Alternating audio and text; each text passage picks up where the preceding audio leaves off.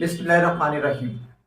আমার দেশের সব থেকে বড় সমস্যা হচ্ছে যার যে দায়িত্ব সেই দায়িত্বের কথা না বলে অন্য দপ্তরের দায়িত্বের কথা বলে। গত যে ফ্যাসিস্ট আওয়ামী লীগ সরকার ছিল সেই সরকারের সব থেকে বড় সমস্যা ছিল সব মন্ত্রী সবারটা জানে।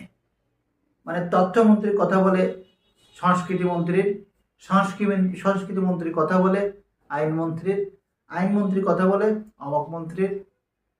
তারপর তো আপনারা জানেনই যে ওই সরকারের সংসদ যে সদস্যরা ছিল তাদের মধ্যে অধিকাংশ আপনার নর্তকী, এই গানের ওই অমক, এই নায়িকা, এরকম আর কি।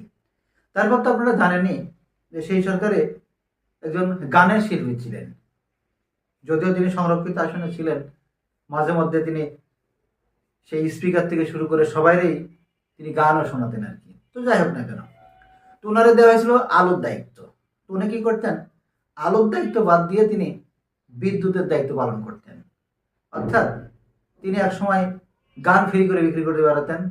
তারপরে যখন সংরক্ষিত আসনে এমপি হলেন তখন তিনি এই আলুর দায়িত্ব পেলেন। উনি আলু ফ্রি করে বিক্রি করা বাদ দিয়ে তিনি দেশে বিদ্যুৎ ফ্রি করে বিক্রি করার কথা বলা শুরু করে দিলেন। দুর্ভাগ্যজনক হলে সত্য, তিনি এখন নিজেই ফেরিওয়ালা।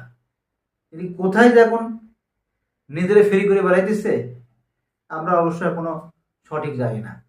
তবে যাই হোক না কেন, এই সরকারের মধ্যে এরকমটা যাতে না ঘটুক, অর্থাৎ যেই মন্ত্রী যার দায়িত্ব সে অনুযায়ী যাতে সে কথা বলে, যাতে একজন আরেকজনের কথা না বলে, এইটা হচ্ছে সব থেকে বড় সমস্যা।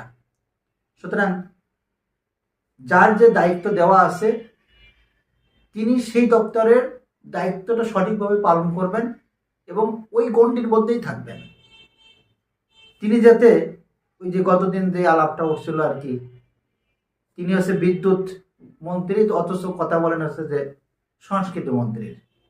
তো এই সমস্ত জায়গা থেকে আমরা বের হয়ে আসি, যার যে দায়িত্ব সেই দায়িত্বগুলো পালন করি, তাহলে পরেই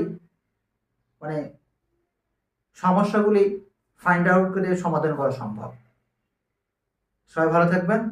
আসসালামু আলাইকুম ওয়া রাহমাতুল্লাহি ওয়া বারাকাতুহু।